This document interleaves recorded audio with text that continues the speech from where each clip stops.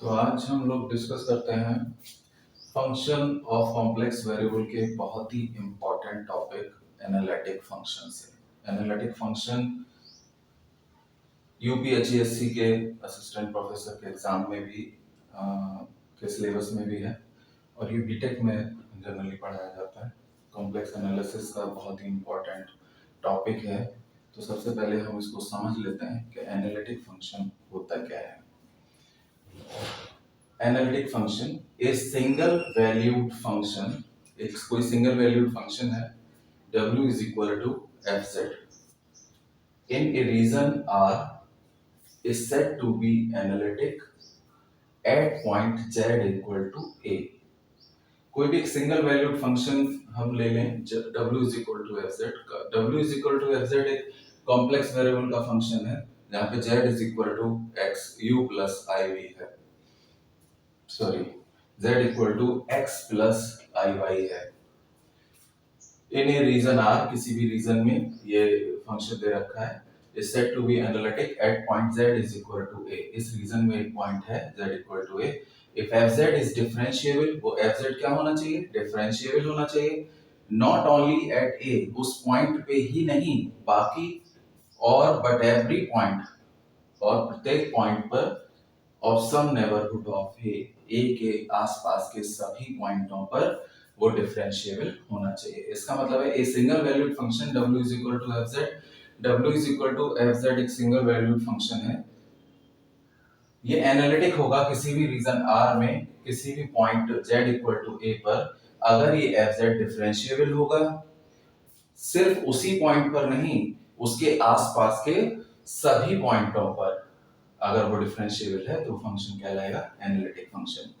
ये तो हुई डेफिनेशन की बात। इसमें दो टर्म ऐसी हैं जो आपको पता होनी बहुत जरूरी है। जैसे एक है सिंगल वैल्यूड फंक्शन। अब ये सिंगल वैल्यूड फंक्शन क्या होता है? A single valued function is a function, एक सिंगल वैल्यूड फंक्शन एक ऐसा फंक्शन होता है that for each point in the domain, domain के प्रत्येक पॉइंट के लिए यह has a unique value in the range, इसकी एक यूनिक वैल्यू होती है रेंज में। सपोज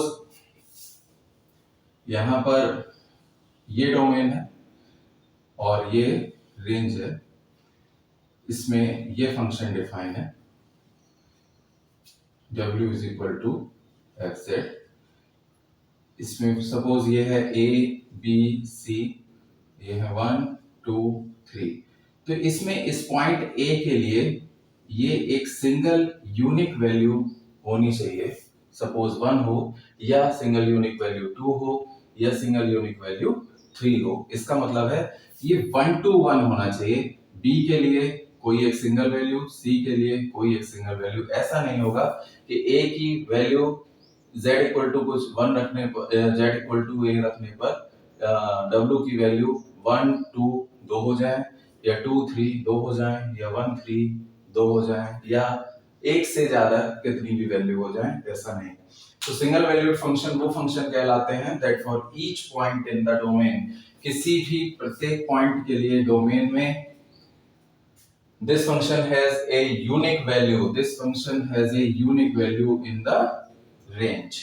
और एक दूसरा इसमें टर्म है डिफरेंशिएबल, ये भी हमने पढ़ रखा है। डिफरेंशिएबल के लिए होने के लिए पहले कंटीन्यूअस होना बहुत जरूरी है।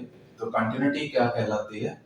A function w is equal to F Z. ये सारे हम कॉम्प्लेक्स वेरिएबल के फंक्शन की बात कर रहे हैं, ना कि रियल वेरिएबल के फंक्शन की। A function w is equal to F z is said to be continuous. कोई भी function w is equal to F z continuous कहलाएगा at point z is equal to z not, z equal to z not पर if, सबसे पहली बात, z की जगह पे z नॉट अगर हम रिप्लेस कर दें तो वैल्यू एग्जिस्ट करनी चाहिए, that is f z not exist. दूसरा, limit z tending to z not f z exist करना चाहिए। इसका मतलब है कि z tending to z not पर इसकी लिमिट जो है वो एग्जिस्ट करनी चाहिए, और उस लिमिट की value limit z tending to z not f z equal to f z naught आनी चाहिए, मतलब उसकी फंक्शनल वैल्यू के बराबर आनी चाहिए। तो तीन चीजें हो गई। एक तो कोई भी function w is equal to F z कहलाएगा continuous at z equal to z not पर अगर एफ जेड नॉट एग्जिस्ट करेगा, मतलब इसकी functional value z equal to z not पे एग्जिस्ट कर रही होगी। Limit z tending to z not f z exist करेगा, मतलब इसकी limit z tending to z not पे एग्जिस्ट कर रही होगी। और इस लिमिट की जो वैल्यू आएगी वो इसकी फंक्शनल वैल्यू के बराबर होगी, तो वो फंक्शन होगा continuous at z equal to z not पर। एक और टर्म है differentiability. Differentiable a function w is equal to fz defined in a certain region r। किसी भी एक रीजन में, किसी भी certain region r में कोई भी function f w is equal to fz अगर डिफाइंड है is said to be differentiable at z equal to z naught। किसी भी एक point z equal to z naught पर ये डिफरेंशिएबल कहलाएगा if the limit f dash z naught is equal to limit z tending to z naught fz minus fz naught z minus z not exist करती होगी। इसका मतलब है कि इसका derivative z equal to z not पर exist करता होगा। ये फर्स्ट प्रिंसिपल से डेरिवेटिव की डेफिनेशन लिखी हुई है। इसका मतलब है कि f डैश z नॉट अगर z को z की तरफ टेंड करा दिया जाए तो fz minus fz not upon z minus z not ये एग्जिस्ट करेगा, मतलब एक फाइनाइट वैल्यू देगा, तब वो फंक्शन कहलाएगा डिफरेंशिएबल। तो डिफरेंशिएबल होने के लिए वो फंक्शन कंटीन्यूअस होना चाहिए, और अगर फंक्शन कंटीन्यूअस और डिफरेंशिएबल है तो फिर एनालिटिक होने के लिए उस फंक्शन को उसी रीजन R में डिफरेंशिएबल होना बहुत जरूरी है। सिर्फ उस पॉइंट पर ही नहीं, उस पॉइंट के आसपास के सारे पॉइंट्स पर। तो आई होप आपको ये डेफिनेशन समझ में आ गई होगी। एनालिटिक फंक्शन को के क्वेश्चंस को करने का तरीका कुछ और होता है, उनके मेथड कुछ और होते हैं, डेफिनेशन और होती है। डेफिनेशन के हिसाब से उसको सॉल्व नहीं किया जा सकता। जैसे डेफिनेशन के हिसाब से अगर उसको हम सॉल्व करें तो हम ये प्रूफ नहीं कर पाएंगे कि वो डिफरेंशिएबल है।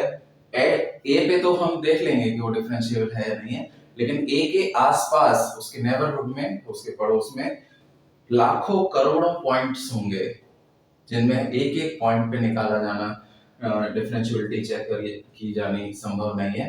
तो उसको फिर ये इतने आसानी से नहीं हो सकता, क्योंकि कोई ना कोई एक पॉइंट ऐसा छूट ही जाएगा जिसपे हम उसको नहीं निकाल पाएंगे, और हो सकता है वहां पे वो डिफरेंशिएबल ना हो। तो इसको करने के, इसके क्वेश्चंस करने के मेथड्स जो होते हैं वो अलग होते हैं, और इसकी डेफिनेशन ये होती है।